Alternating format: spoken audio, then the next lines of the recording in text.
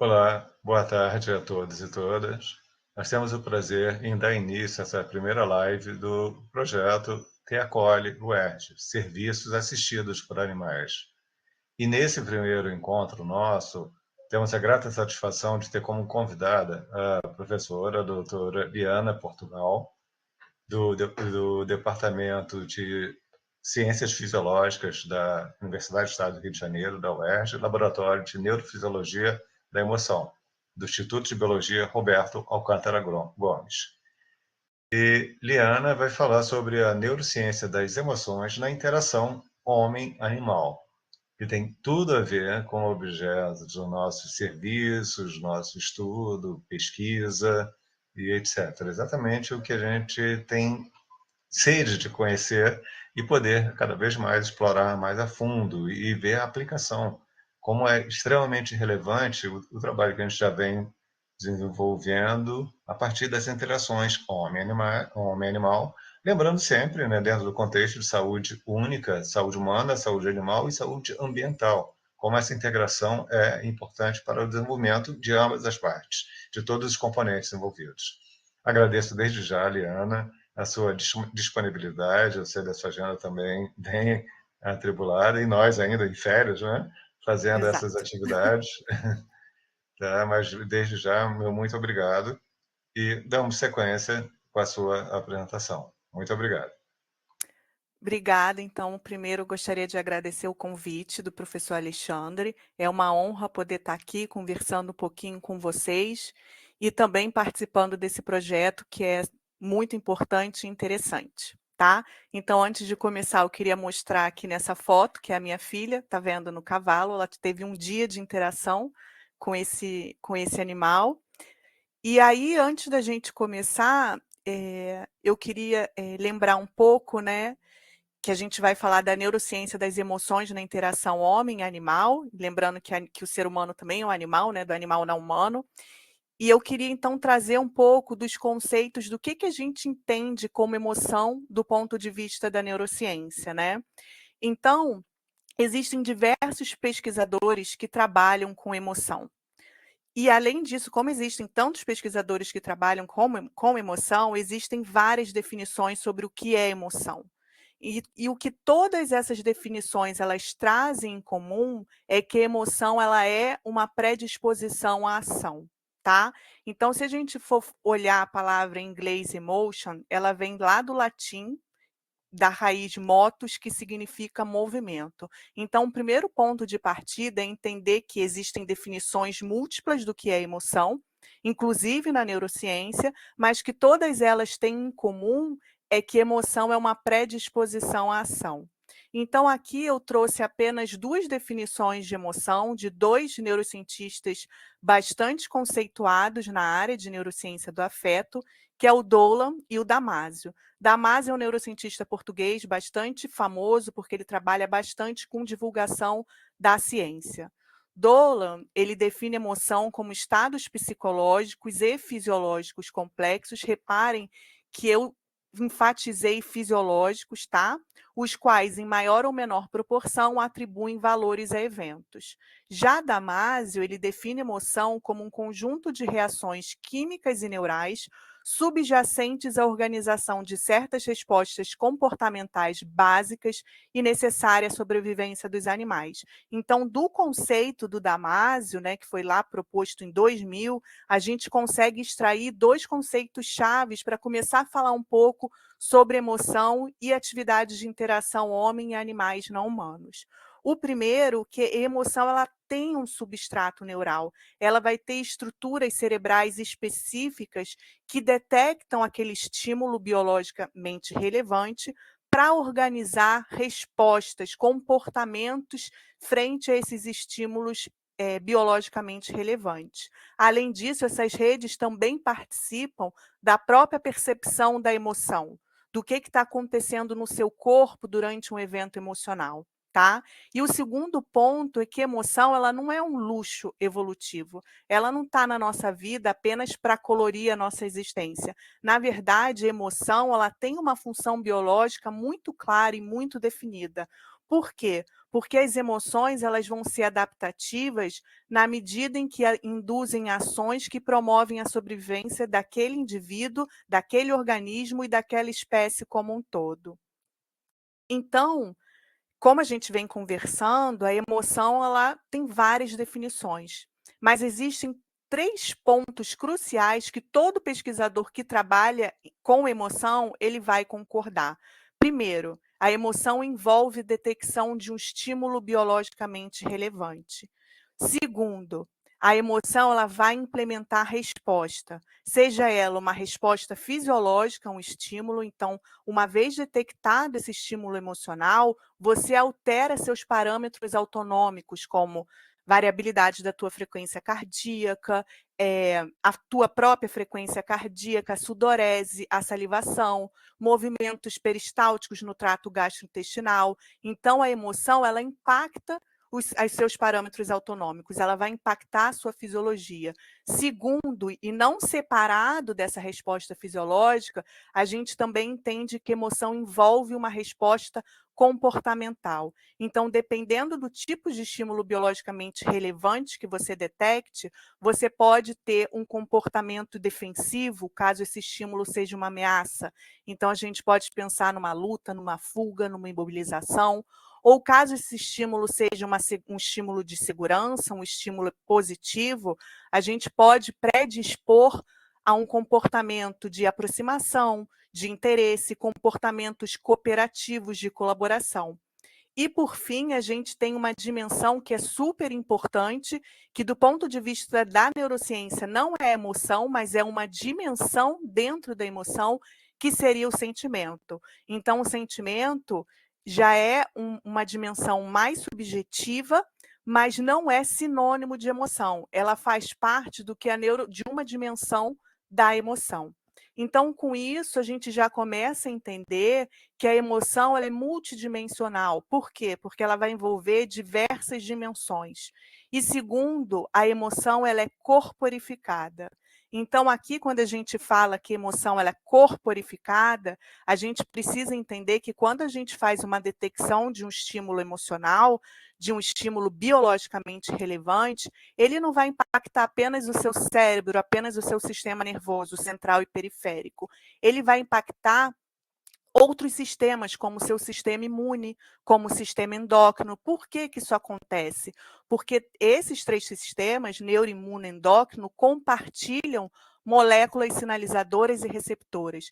Então, do mesmo jeito que os neurônios apresentam receptores para hormônios, células imunológicas, né, do sistema imune também apresentam receptores para neurotransmissor. Então, um estímulo emocional, um estímulo ameaçador, estressante ou de segurança, ele vai impactar todos esses 3 sistemas aqui, tá? Então, quando a gente pensa nisso e a gente começa a entender que esses circuitos emocionais falam muito com os transtornos mentais, a gente começa a entender que os transtornos mentais, na verdade, eles não podem ser caracterizados apenas como alterações cerebrais, né?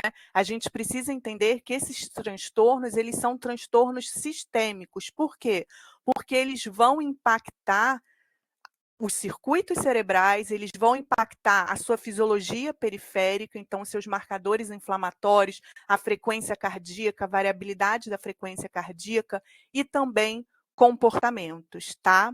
Então, atualmente, quando a gente olha para a psiquiatria, a gente entende que eles têm visto os transtornos mentais não apenas como os transtornos que promovem alterações cerebrais, mas que impactam toda a fisiologia. Um outro ponto, um outro conceito que seria legal da gente olhar aqui, quando a gente vai olhar para interação do ser humano com animais não humanos, é o conceito de neurocepção, que foi cunhado por um outro neurocientista bastante conhecido, Stephen Porges, que é definido pela capacidade do sistema nervoso dos mamíferos, então dos mamíferos de uma forma geral, de avaliar de forma constante, ininterrupta, e aqui é importante chamar a atenção que é de maneira automática, então eu não faço isso de uma forma consciente, voluntária. Então, essa rede específica busca por pistas de segurança e ameaça no ambiente. tanto no ambiente externo, como também na minha própria fisiologia. Então, uma vez que se tenha uma neurocepção de segurança, existe uma predisposição maior a realizar comportamentos pró-sociais. Uma vez que ocorra uma neurocepção de ameaça, existe uma predisposição maior para implementar comportamentos defensivos. Essa ideia ela também é apoiada por outros pesquisadores, como do grupo da Bradley e do Lang, tá? Que propõem que essas emoções elas evoluíram de comportamentos reflexos simples, tá? E que são capazes de ativar 2 sistemas motivacionais. Então, uma vez que ocorra a detecção de um estímulo positivo ou uma pista de segurança, esse indivíduo ele ativa um sistema motivacional apetitivo, que predispõe a comportamentos de interesse, aproximação, comportamentos pró-sociais. Uma vez que se detecte uma pista de ameaça, um estímulo negativo no ambiente, se ativa um sistema motivacional defensivo, onde existe uma predisposição a comportamentos de defesa, como a luta, a fuga, padrões de imobilização.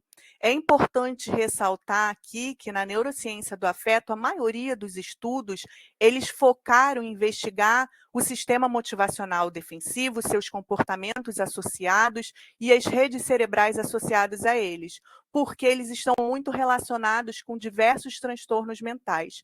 Pouca atenção tem sido focada no sistema motivacional apetitivo. Mais recentemente, com o Porges, né, com essa ideia de pistas de segurança e o quanto isso é importante para a saúde física e mental, começa a se investigar também o sistema motivacional apetitivo, que é o que a gente vai falar mais hoje, porque é o que tem mais relação com a interação humana com o animal não humano, tá? Então a gente vai focar mais no sistema motivacional apetitivo e a detecção dessas pistas de segurança. Então, as forças evolutivas, elas moldaram o sistema nervoso dos mamíferos para 2 coisas que são cruciais para a sobrevivência. Primeiro, é você implementar comportamentos de defesa em contextos perigosos para sobreviver, mas também é super necessário para os mamíferos, de uma forma geral, interações sociais em ambientes de segurança. Então, a necessidade de se sentir seguro é um imperativo biológico para a sobrevivência dos mamíferos, tá? Então, essa detecção e essa necessidade de detectar essas pistas de segurança no ambiente é super importante para a sobrevivência da espécie e para a sobrevivência da espécie humana também.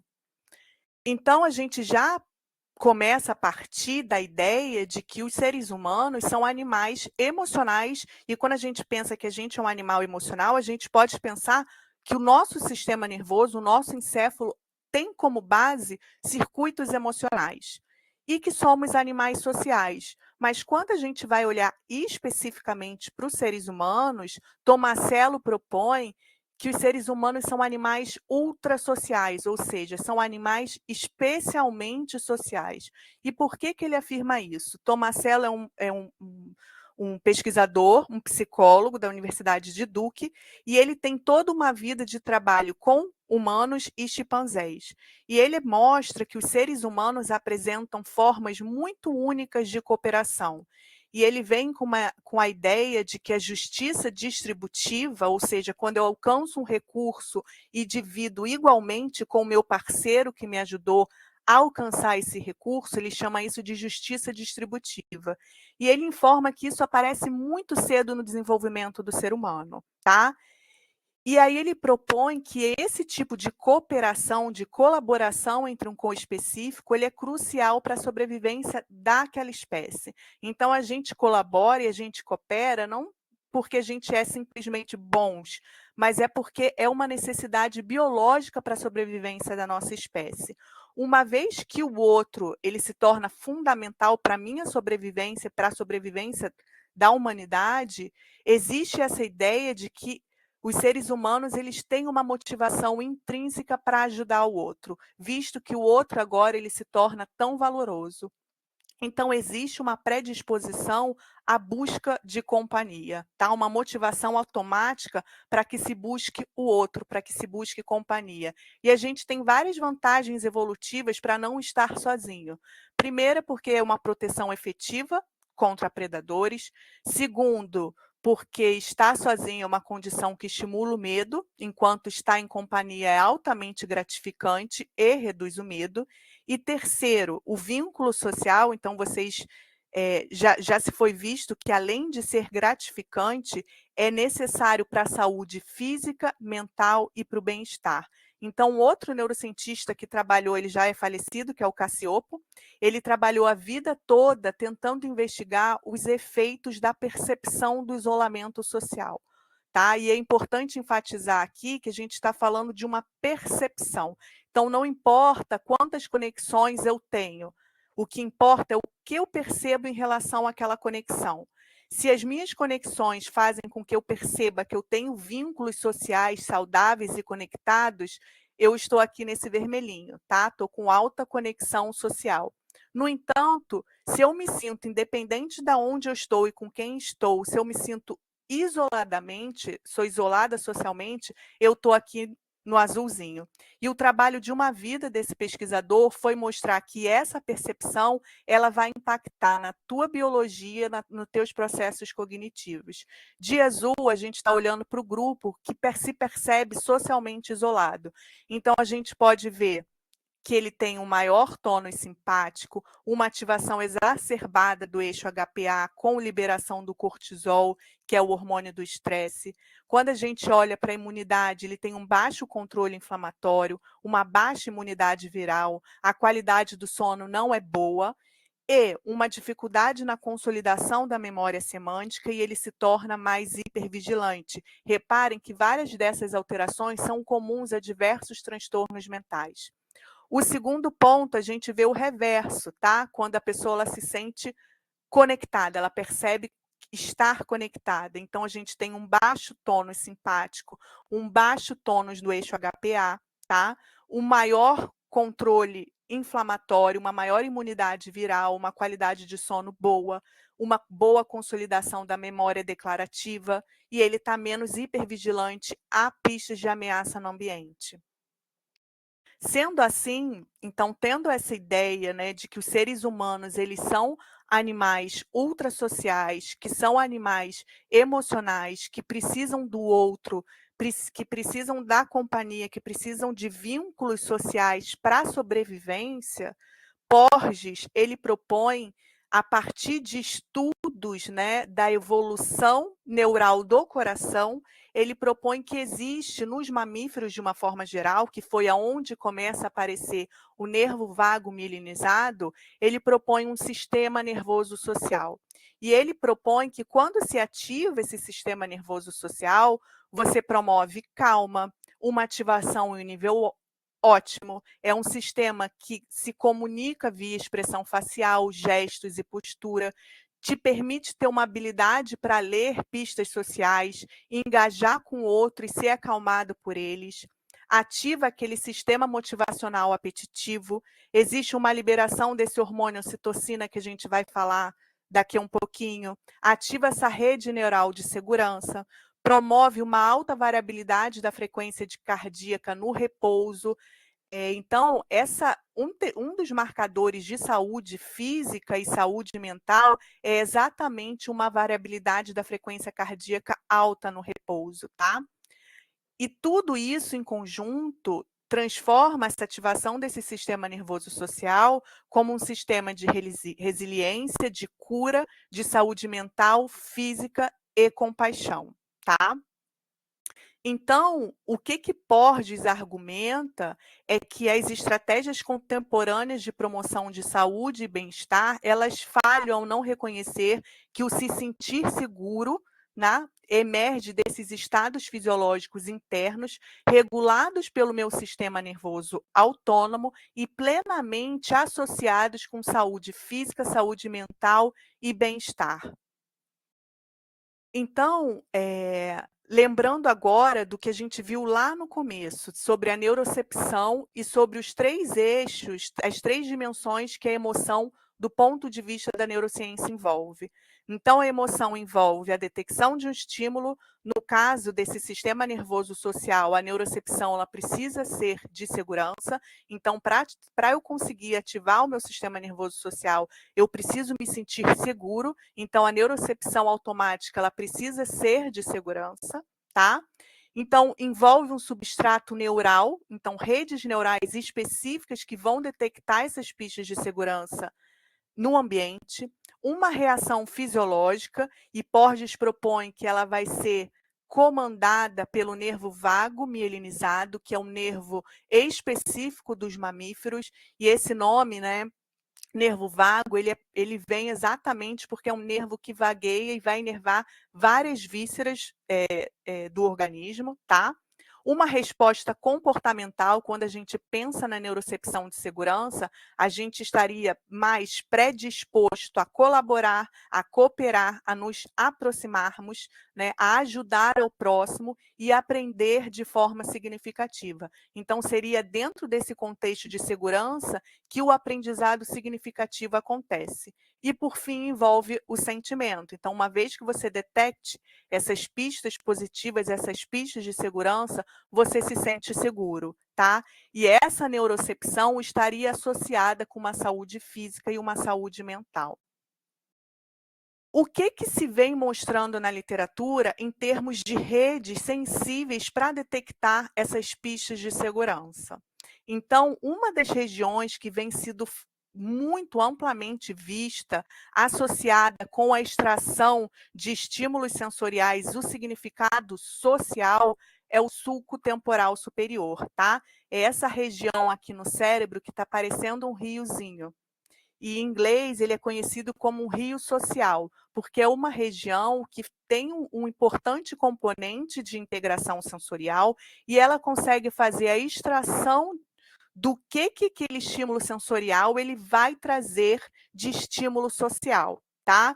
Então essa região ela vai captar informações do tom da voz, informações visuais sobre os movimentos dos olhos, se você está olhando no rosto daquela pessoa, tá? O jeito que a pessoa anda. Então, só para vocês conseguirem entender, aqui eu trouxe algumas imagens que, se vocês forem perceber, seria de uma árvore, de um pepino, mas automaticamente, ao olhar para essa estrutura, a gente consegue extrair informações sociais. Então, quando a gente olha para essa árvore, a gente claramente vê uma face, tá? Os dois olhos, o nariz, a boca. Se a gente for olhar para esse pepino, a gente vai atribuir, inclusive, emoção a esse pepino. Eu, por exemplo, enxergo um pepino muito raivoso, tá?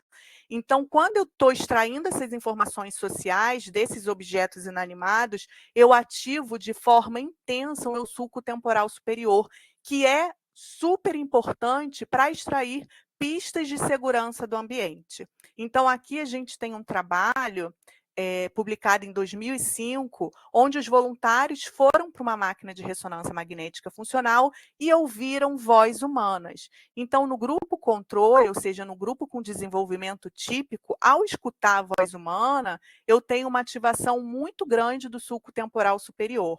Mas isso não acontece no grupo com transtorno do espectro autista, tá? Outro ponto importante, e o sulco temporal superior ele tem sido bem associado no transtorno de espectro autista por duas brasileiras que moram em Paris, tá? E elas foram uma das primeiras a mostrarem a importância do sulco temporal superior no transtorno do espectro autista. Então, o que a gente vê? Que esse sulco, ele está tanto em termos de volume cerebral, ele é um sulco que ele está diminuído, tá, no TEA, e também ele é menos ativo, tá? Então a gente tem essas duas alterações. Então a gente tem uma diminuição de tamanho e uma diminuição de atividade dessa região. Outro ponto importante é que foi mostrado que os sintomas no espectro autista estariam associados com uma menor atividade dessa região, ou seja, uma correlação negativa que mostra que quanto mais intensos são os sintomas no TEA, menor é a atividade dessa região. Então aqui, olha, só para vocês terem uma ideia, esse é um trabalho que foi publicado exatamente por essas 2 pesquisadoras que trabalham lá na França, a Ana e a Mônica, tá. E elas mostram isso aqui são em crianças com desenvolvimento típico, e ela mostrou um filme francês que eu não vou conseguir lembrar o nome do filme. Mas antes de você fazer uma neuroestimulação no sulco temporal superior, elas mostram um filme, tá. E vocês reparem que a maioria das crianças com desenvolvimento típico, elas fazem um triângulo invertido, ou seja, isso aqui está mostrando o direcionamento do olhar. Então, uma criança com desenvolvimento típico, ela faz esse triângulo invertido nos olhos, nariz e boca, para justamente, de forma automática, extrair informação emocional daquela face, tá? Uma vez que você faça agora uma estimulação magnética transcraniana, que é um tipo de neuromodulação não invasiva, que vai ali injetar corrente num campo magnético controlado, levando uma inatividade dessa região, o que vai acontecer? Essas crianças passam a olhar, a ter o olhar focado no fundo, no background, mostrando que o sulco temporal superior é importante para direcionar aquela atenção de forma automática nos olhos, nariz e boca. E aqui esse continua sendo um trabalho dessas pesquisadoras brasileiras, mostrando que crianças com desenvolvimento típico durante o filme apresentam, assim, na maior parte do tempo, esse triângulo invertido nos olhos, nariz e boca. Já as crianças, né, com transtorno de espectro autista, na maior parte do tempo do filme, elas têm o olhar focado no background, no fundo, tá? Então, uma das ideias dessas pesquisadoras é que o olhar no olho, né, o olho a olho, seria uma competência social necessária para adquirir várias outras competências sociais. Então, um possível alguma estimulação que auxilia a esse focar no olho seria um tijolinho necessário para se adquirir novas competências sociais. Bom, então o que seriam essas pistas de seguranças automáticas que são capturadas de uma forma geral pelo sulco temporal superior, tá? O que que chama, o que que captura a nossa atenção de forma automática? Então, segundo Porges, essas pistas de segurança automática estão localizadas no olho, no contato físico, na tonalidade da voz, no toque afetivo, afetuoso, positivo, e todas essas pistas nos levam à diminuição da distância física, tá? A querer contato um com o outro para então ativar o nosso sistema social e para aumentar o vínculo social. E aí eu entro num ponto que é super importante quando a gente vai pensar da interação humana com animais não humanos, que é exatamente o toque, que é exatamente o tato, tá? Então a gente já começa a entender que para ativar esse sistema nervoso social, a gente precisa do toque afetuoso, a gente precisa do contato físico, tá? Dentre outras pistas de segurança que acontecem. Mas nesse caso eu vou falar um pouquinho do tato. Então a gente precisa entender, né, que as nossas mãos são muito mais do que instrumentos de manipulação. Eles são verdadeiros órgãos de carícia, tá? Então, aqui eu trouxe um trecho de um parágrafo do livro do Sapolsky, que diz que o toque é uma das experiências centrais de uma criança, seja essa criança roedor, primata ou humano. Nós prontamente pensamos em estressores como consistindo em várias coisas desagradáveis que podem ser feitas a um organismo. Às vezes, um estressor pode ser a falha em fornecer algo ao organismo, e a ausência de toque é aparentemente um dos mais marcados estressores de desenvolvimento que podemos ter, tá? Então, aqui eu trouxe um relato de uma pesquisadora que trabalha, que se dedica à vida resgatando animais, filhotes silvestres, tá? E ela fala que, pela experiência dela, não é apenas achar qual o medicamento e alimento certo que vão aumentar a chance daquele filhote em sobreviver. Na verdade, para sobreviver, os filhotes eles precisam ser acariciados e ter companhia o tempo todo. Então aqui, a gente já entende que nós somos mamíferos sociais, na verdade, ultrassociais, então os bebês humanos e as crianças, elas vão precisar desse toque afetuoso para o desenvolvimento adequado. E o que é esse desenvolvimento adequado? É o desenvolvimento sensorial e cognitivo, é o desenvolvimento social e emocional, é o desenvolvimento do cérebro social, do cérebro psicossocial. Então, a gente já viu, né, que a ideia das pesquisadoras brasileiras que moram na França, a importância do olho para o desenvolvimento adequado do sistema nervoso. Aqui se traz a Tiffany e a Darcy, elas vão trazendo uma ideia de que além do contato olho a olho, o tato, e não é qualquer tipo de tato, é esse tato específico, é o carinho, tá? É crucial para o desenvolvimento do nosso sistema nervoso. Então, existem trabalhos que mostram que os órfãos que foram privados de toque, ou seja, eles tinham alimento, eles eram providos de várias outras coisas, mas eles tinham ausência do carinho. Os cuidadores, eles mudavam muito, então era muito difícil você ter um vínculo social, um apego ali. Eles mostraram vários desfechos negativos na vida adulta.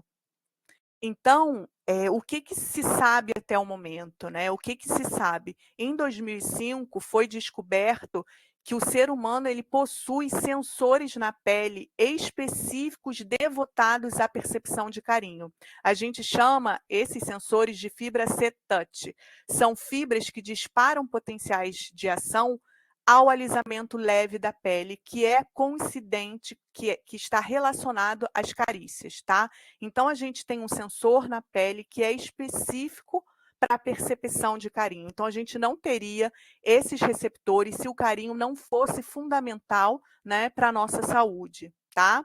E outro ponto que é importante ressaltar aqui é que a atividade desses sensores ele estaria relacionada com a percepção de agradabilidade do toque. Quanto mais agradável eu percebo essa carícia, maior são os disparos de potenciais de ação, maior a atividade desses sensores. E aí se tem agora uma ideia de que existem duas vias anatofuncionais que são distintas. Uma que vai permitir que você discrimine o que você está segurando na sua mão, por exemplo, se é um batom, enfim, se é uma caneca. Mas você teria uma via específica para a percepção das carícias. E essa via, que é comandada por essas fibras cetáteis, elas informam ao organismo que está tudo ok, que você está se sentindo seguro, tá? Então essas vias, elas são super importantes para isso e vão ser importantes para o desenvolvimento social daquele indivíduo, para o desenvolvimento cognitivo daquele indivíduo, e mais recentemente foi mostrado que essa via também é importante para a percepção de si, você como um indivíduo separado. Um outro ponto que eu queria chamar a atenção, vocês estão vendo que a rede neural, aonde esses dois tipos de toque elas alcançam, elas são diferentes. Então, quanto o toque discriminativo, que é ativado por um outro tipo de sensor, tá? Ele chega no meu córtex somatosensorial primário e permite que eu distingue que tipo de objeto eu estou segurando. Mas as carícias, que são ativadas pelas fibras C-touch, elas vão chegar na ínsula, que claramente é uma estrutura envolvida com emoção. Então, a ínsula é uma estrutura que está relacionada com sentimentos, é uma estrutura que está relacionada com a interocepção, ou seja, a percepção do que está acontecendo nas minhas vísceras. E isso é fundamental para eu sentir uma emoção. Perceber como a minha fisiologia ela está alterada, ela é crucial para o sentir, tá? E o carinho, ele termina, ele leva essa informação para a ínsula, informando que está tudo bem. E aí, quando a gente percebe que ver uma pessoa fazendo carinho é contagiante. Então, estudos de campo em macaco mostraram que só olhar para o seu corpo específico envolvido em carinho mútuo tem um efeito relaxante e vai promover o engajamento imediato em comportamento de toque social recíproco, tá? isso também vai acontecer com os seres humanos. Um outro trabalho que também é legal, que é o poder de você dar as mãos, tá, para atenuar a dor. Então, por exemplo, esse trabalho com ressonância magnética funcional, então aqui a gente vê a ativação de uma rede de um choque, tá? Então, nesse experimento, os voluntários eles tomavam choque e eles podiam tomar um choque sem segurar a mão de ninguém, mas podiam tomar um choque segurando a mão do seu companheiro, do seu parceiro. E o que foi visto? Se você segurar a mão do seu parceiro enquanto você toma o choque, você tem uma percepção menor da dor. E essa percepção menor da dor não é uma percepção apenas relatada, olha, eu senti menos dor. Isso é refletido no substrato neural. Então, o que a gente vê em verde foram áreas, né, ativadas pela dor, que foi diminuída por estar de mãos dadas com o parceiro. E essa diminuição de atividade, ela foi associada ao quanto aquele indivíduo se sente conectado com seu parceiro. Ou seja, quanto mais conectado com meu parceiro, menor foi a atividade dessas redes de ameaça enquanto aqueles indivíduos tomam choque. E aí, como eu já falei para vocês, né, dessa estrutura que é super importante, que é o sulco temporal superior, que a gente chama de rio do cérebro social, por extrair essas informações sociais dos estímulos sensoriais, o toque social, o carinho, ele vai ativar essa região também, tá? E um ponto importante, e aí é um ponto que é legal para a gente olhar aqui, que quando a gente vai olhar para o transtorno do espectro autista, o que a gente observa? Que quanto mais intensos são os sintomas do transtorno do espectro autista, menos o sulco temporal superior é ativado para o toque afetivo. Então, a gente já entende que o toque, né, ele tem algumas diferenças, o toque no transtorno de espectro autista, ele vai apresentar algumas diferenças cerebrais do que em indivíduos que tiveram desenvolvimento típico. Isso é importante da gente entender, porque isso pode ser modulado por essa interação com animais não humanos, tá? Então aqui, olha, um outro experimento também mostrou que os indivíduos no espectro, eles mostraram uma hiperresponsividade ao toque negativo. Então, quando a gente compara indivíduos com desenvolvimento típico e no TEA, a gente percebe uma ativação enorme de áreas emocionais relacionadas com o processamento de estímulos negativos, como a amígdala, a ínsula, tá? No entanto, eles apresentam uma hiporresponsividade ao toque positivo, ou seja, ao carinho, e a estímulos de toque neutro. E essa representação neural do toque no transtorno do espectro autismo pode ser um dos mecanismos neurais de defesa tátil que a gente observa em alguns indivíduos no TEA. Então, a gente já entende agora que o carinho, ele leva a uma ativação do sulco temporal superior. E também o carinho, além disso, isso está muito bem estabelecido, que vai envolver na liberação da ocitocina, tá? Então, o carinho prazeroso, ele promove a ativação do sulco temporal superior e promove a liberação da ocitocina. Quais são os benefícios dessa liberação endógena da ocitocina? Aumento do vínculo social, aumento do bem-estar, a estimulação vagal. E quando lembra que eu falei para vocês que o sistema nervoso social ele é capitaneado por esse vago mielinizado? Então, a ocitocina ela é capaz de estimular esse vago mielinizado. Diminuição da agressão, diminuição da ativação simpática, redução do estresse por diminuição do eixo HPA, diminuição de dor e de medo, tá? Então, a ocitocina, ele é um neuropeptídeo com 9 aminoácidos, produzido pelo hipotálamo. É um hormônio com funções integrativas, porque atua como neurotransmissor, atua como substância paráquina. Então, ele vai atuar em funções no nascimento, na lactação, no comportamento materno e na vinculação, tá? E, além disso, a ocitocina, segundo Porges, é o hormônio-chefe para os sentimentos de segurança e para ativar esse sistema nervoso social. E aí um outro ponto importante, quando a gente olha para a ocitocina ela vai atuar como uma molécula anti-inflamatória, tá? Quando a gente tem presenças de estressores, tanto no encéfalo em desenvolvimento quanto no encéfalo adulto, levando uma diminuição do estresse oxidativo, protegendo a função mitocondrial, tá? Eh, aumentando a capacidade antioxidante no cérebro adulto, com atividades fora do meu sistema nervoso central, por exemplo, inibindo o macrófago, tá? Então, toda essa atividade da ocitocina, ela promove crescimento, resiliência e cura daquele organismo. Então, esse é um outro experimento que vai mostrar justamente o papel da ocitocina na cicatrização e no sistema imune. Então, aqui eu tenho roedores que foram isolados e roedores que continuam convivendo com seu co-específico, eles estão pareados, tá? E esses roedores, eles foram submetidos a uma tarefa de estresse, por exemplo, permanecer nesse tubinho aqui por algum tempo. E o que foi visto, tá? Foi visto que quando esses indivíduos eles foram isolados, eu tenho um aumento da liberação do cortisol durante o estresse, que não foi observado quando esses roedores estavam pareados.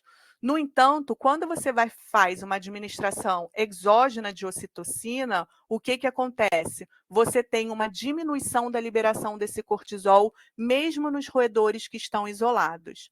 Quando a gente vai olhar para o tempo de cicatrização, então foram feitas feridas nesses roedores, tá? E aí, quando a gente vai olhar para esses roedores que foram isolados e uma parte dele foi administrada ocitocina, a gente tem um tempo de cicatrização que foi mais curto quando comparado com aqueles indivíduos que não tiveram ocitocina. Já para aqueles indivíduos que estavam pareados, se a gente usa o antagonista da ocitocina, a gente tem um aumento desse tempo de cicatrização, mostrando o efeito da ocitocina no tempo de cicatrização das feridas, tá? Então, aqui é importante a gente entender porque o contato físico ele vai influenciar na nossa saúde física, na saúde fisiológica, na cicatrização de feridas. Isso acontece com os seres humanos também, tá? Então, aqui é uma tarefa de estresse, a tarefa de estresse para o ser humano é uma apresentação oral sobre um tema do qual você não tem conhecimento, para uma banca específica, vestida lá de branco, com uma câmera te filmando. E o que a gente observa? A gente observa que após a indução do estresse, aqui a gente tem um aumento do cortisol salivar, tá? No entanto, quando você faz a administração exógena de ocitocina, você tem uma redução desse cortisol salivar. Quando você tem o apoio do teu melhor amigo ali, o cortisol salivar também diminui. Quando você dá os dois, ocitocina mais o apoio do seu melhor amigo, é quando você tem os efeitos mais proeminentes da redução da liberação do cortisol salivar, tá? Então, só para a gente agora trazer esse conhecimento para essa interação entre as espécies, a gente consegue entender que a necessidade de carícia dos mamíferos e também de outros animais e da necessidade de se sentir seguro abriu, do ponto de vista da neurociência, a porta para a gente usar a interação entre as espécies como um mecanismo para promover o desenvolvimento neurobiológico saudável e promover saúde mental por meio do toque, da proximidade e pela evocação das emoções, tá? Então, outro ponto que eu não trouxe aqui, até porque não daria tempo, mas é a gente entender que a gente tem no nosso cérebro os neurônios espelhos, que são aqueles neurônios que se ativam quando a gente está fazendo uma ação ou quando a gente está observando uma ação, e já tem uma gama imensa de estudos mostrando que os seres humanos, eles ativam esses neurônios espelho para animais não humanos. Então, a gente consegue ativar os nossos neurônios espelhos para cachorros, para gatos, para cavalos, tá? Bom, e aqui eu trouxe alguns trabalhos interessantes que vão mostrar efeito na ocitocina e no cortisol a partir da interação com animais. Então, nesse trabalho aqui, foi uma interação do seu dono com labradores. Essa amostra foi composta especificamente por mulheres e o cachorro era labrador, tá? E o que foi visto? A gente tem tanto a ocitocina foi coletada tanto nas mulheres quanto nos cachorros, certo? E o que que a gente viu? Que durante os primeiros períodos da interação mulher e cachorro, a gente teve um aumento de ocitocina no cachorro e um aumento de ocitocina na dona do cachorro. Quando a gente vai olhar para o cortisol, a gente teve uma diminuição de cortisol para o dono do cachorro, e quando a gente vai olhar para o cachorro, a gente teve um aumento de cortisol após a interação com o ser humano. E esse foi um resultado que, a princípio, me preocupou um pouco, e quando eu fui ler na discussão do artigo, eles argumentam que foi pela atividade física executada pelo cachorro ali. Mas, na minha opinião, quando eu li como o experimento era feito, a dona, ela interagia com esse animal por 5 minutos e depois passava o restante do tempo sem interagir. E o cachorro, ele procurava a dona, e a dona era instruída a ignorar, né, essa procura do cachorro. Então, o cachorro ele pode ter ficado estressado porque simplesmente a dona parou de brincar e depois não entrou mais em contato com esse cachorro. Isso é uma interpretação minha, tá? E aí, e outro é um ponto importante também, que foram vistos que a interação com animais com profissionais de saúde também permitiu uma redução do cortisol salivar, tá? Então, a gente tem aqui um estudo, né, publicado em 2005, mostrando que levar esses animais para ter contato com profissionais de saúde reduziu tanto o estresse relatado, mas também os níveis de cortisol salivar com N de 20 profissionais de saúde. Então, um outro ponto importante foi essa revisão sistemática, esse estudo dirigido, tá? Que vai mostrar o que já está bem estabelecido dessa atividade com animais, dos seres humanos com animais não humanos. Então, já está muito bem estabelecido que essas interações, e lembrando que aqui foi visto com todos os grupos possíveis, ou seja, grupo sem nenhum tipo de transtorno, grupo pós-cirúrgico, indivíduos no espectro autista, tá? Então, esses resultados, eles não são por amostra específica, eles são resultados de um grupo em geral. Então, a gente viu que atividades, interações com animais, tá, não humanos, levam uma redução de parâmetros relacionados ao estresse, como cortisol, levam uma diminuição da frequência cardíaca, da pressão arterial, aumento da variabilidade da frequência cardíaca e de liberação de ocitocina, redução do medo e ansiedade relatados, tá? Melhora da atenção social, interação e humor, melhora da saúde mental e física, especialmente a saúde cardiovascular, talvez refletida aí pelo aumento da variabilidade da frequência cardíaca. E o último trabalho que eu trago para vocês, né, hoje, é um trabalho que foi publicado agora em 2023 ou 2024, eu não lembro exatamente o ano, mas é bem recente, que é um trabalho de revisão e meta-análise sobre atividades assistidas a animais, terapias assistidas a animais, no transtorno do espectro autista. Então, esses triângulozinhos verdes aqui foram os estudos realizados para o transtorno de espectro autista. Os de azul foram outros que não o transtorno do espectro autista. Então, a gente pode ver que lá para 2015 até agora houve um boom de publicações com essas atividades, tá? E que mas ainda é muito necessário a gente olhar especificamente para o transtorno do espectro autista, tá? E aí, o que essa revisão e essa meta-análise mostra?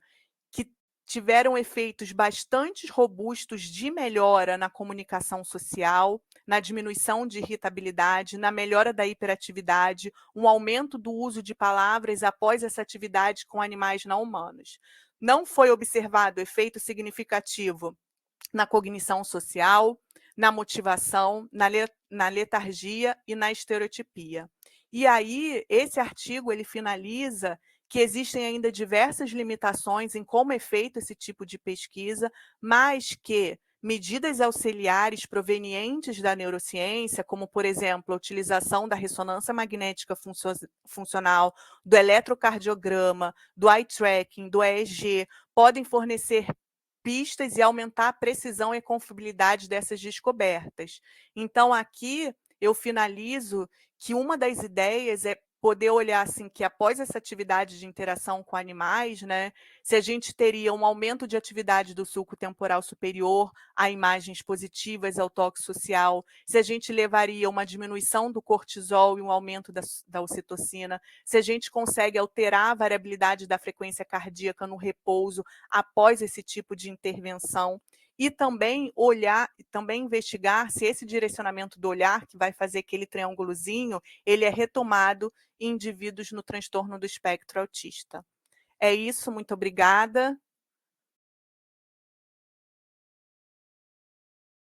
Pronto.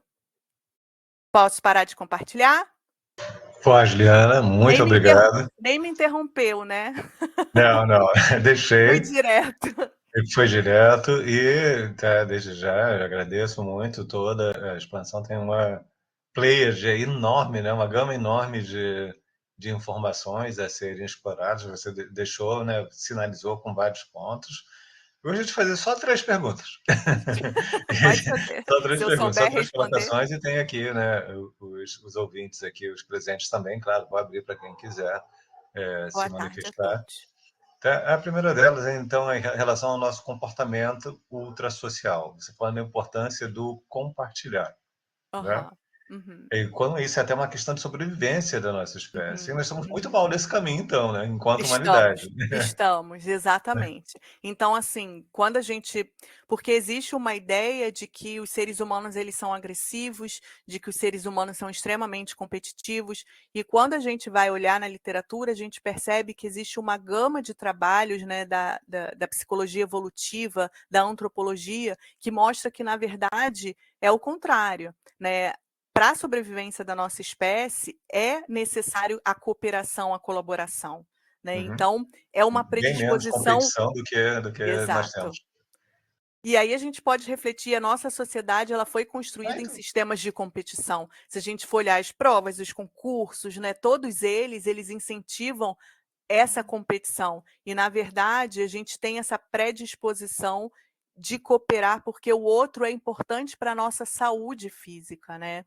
Então, não deu tempo de falar aqui, mas, por exemplo, o sistema nervoso social, ele também é ativado por interações com a natureza. Então, a neurociência vem mostrando o quanto é importante isso, estar em contato com a natureza, né, para ativar isso, e o quanto cooperar e vincular não é uma questão, nossa, eu sou boazinha. É uma questão de saúde. Você precisa brincar, você precisa se sentir seguro para os mamíferos de uma forma geral, né? Isso está Uhum. associado com o nosso bem-estar, com a nossa saúde física, com a nossa saúde mental.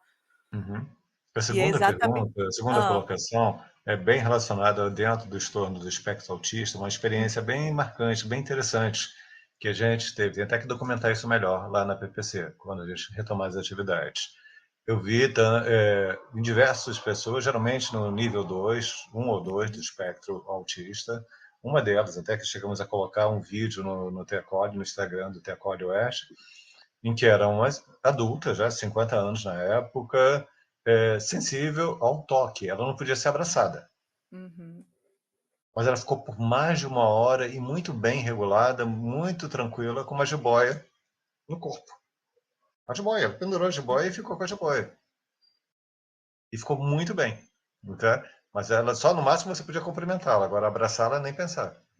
E E no depois entanto, disso, teve algum relato em relação ao toque? Você sabe? Se foi? depois disso, como ficou em relação a ela Pois ao toque? não tive mais contato contínuo com ela, né? Outro, sim, nós vimos um progresso até no estímulo da atividade física, a Uhum. partir desse toque. Melhorou o convívio social, a prática de atividade física. Porque Né? essa questão do tato do toque, né, no autismo ainda está muito ainda é um bebezinho, ainda não se sabe muita coisa, né, se Uhum, mostra algumas alterações e quando a gente e você sabe muito mais do que eu, né, quando você vai olhar no transtorno do espectro autista, é uma diversidade muito grande de sintomas, né, uhum, então, aparentemente, existe ali alguma desregulação, né, é, nesse toque que é super importante para a gente, que é esse toque social, esse uhum, toque afetivo. E se de alguma maneira isso pode ser transformado a partir do contato com a cobra, seria assim, brilhante. né. Isso. E aí um ponto que até queria saber, ela foi especificamente dentre, outros animais, porque o que que a ideia que a gente tem, né, e na verdade é a ideia de uma professora do FRJ, Eliane Volchan, que a gente tem Isso. essa porque você vê que a maioria dos estudos foca na emoção negativa. A gente quer saber como o trauma impacta, a gente quer saber como os estímulos negativos vão fazer essa ruptura, né, para o transtorno mental. Nada se sabe, ou se sabe pouco sobre essa parte positiva. Você publica menos, ganha menos dinheiro, né? Mas a partir do momento que essa parte positiva te leva a uma saúde física e mental, começa então um interesse muito grande. Você vê que esses receptores foram descobertos em 2000. Olha o quanto a gente já sabe dos nossos receptores, né? Então, essa descoberta de você ter sensores específicos para o carinho, ela é super recente. E o É. que a gente sabe de fazer carinho? Porque fazer carinho deve ser tão importante quanto receber, mas não se sabe muita coisa. Então, a Uhum. Eliane Volchan tem essa ideia, eu acho que ela deve estar trabalhando com isso, de que a gente tem essa predisposição de fazer um carinho em algo fofo, sabe? Em coisas felpudas. Então, o pelo do animal, sabe? O pelo do cachorro. E aí eu me pergunto que ela foi em algo que era diferente, né? Que era da cobra, que tem, que Sim, é porque ela, mais inclusive, ela gelado. relatou, ao contrário do que muita gente pensa, no caso do jiboia, é sedosa, né? A pele dela, o tegumento, ele é Mas sedoso, é bem não é sedoso. fofo, né? É bem sedoso, não é um pelo, mas é bem É sedoso. Muito sedoso. semelhante a algumas regiões da nossa pele. E, além Hum. disso, ela sentiu, ao contato, né, o toque no corpo dela, falou, eu estou sentindo o coração dela bater. Né? Ela conseguiu detectar o coração da cobra batendo no toque da pele dela. Né? Uhum. Então, É, isso foi muito interessante. é. A Cláudia está dizendo que sentiu uma tranquilidade muito grande ao permanecer com a cobra, uma sensação diferente. Isso. Assim, eram três, mas aí eu abro aqui, que peço licença aqui, eu vou atender aqui uma ligação. Enquanto isso, eu abro aqui para as outras pessoas também, fazendo as suas perguntas no chat, ou pode abrir o áudio também, tá? Enquanto a gente só tem mais alguns pouquinhos minutos para continuar aqui com É, com a fiquem à Liana. vontade.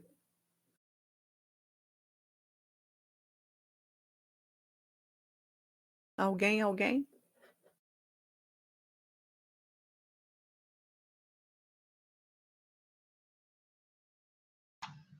Eu acho que o pessoal está tímido. Não me conhecem, tão tímido. Estão perguntando aqui, a Jaqueline Matera, Hum, é, pedagoga e fisioterapeuta, está perguntando também se pode ser com coelho cafelpudo. Certamente. que o Né? quê? Se poderia ser também com coelho. Essa Sim, interação poderia ser também com coelho, porque também é um animal felpudo. isso. O coelho, então, na verdade, nesse trabalho de fazer essas carícias, foi utilizado um paninho felpudo que lembrava muito o pelo do coelho. Muita coisa, assim, quando você passava a mão. E exatamente por isso, por essa ideia de você ter de você conseguir ter essa motivação para esse tipo de toque, né? Do fazer carícias. Mas é interessante vocês trazerem esse relato da textura da cobra, né? Eu acho interessante.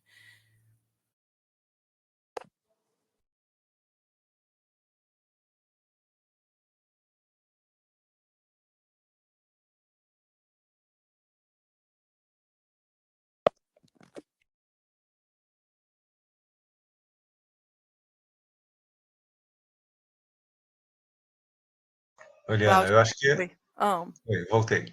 fale, fale.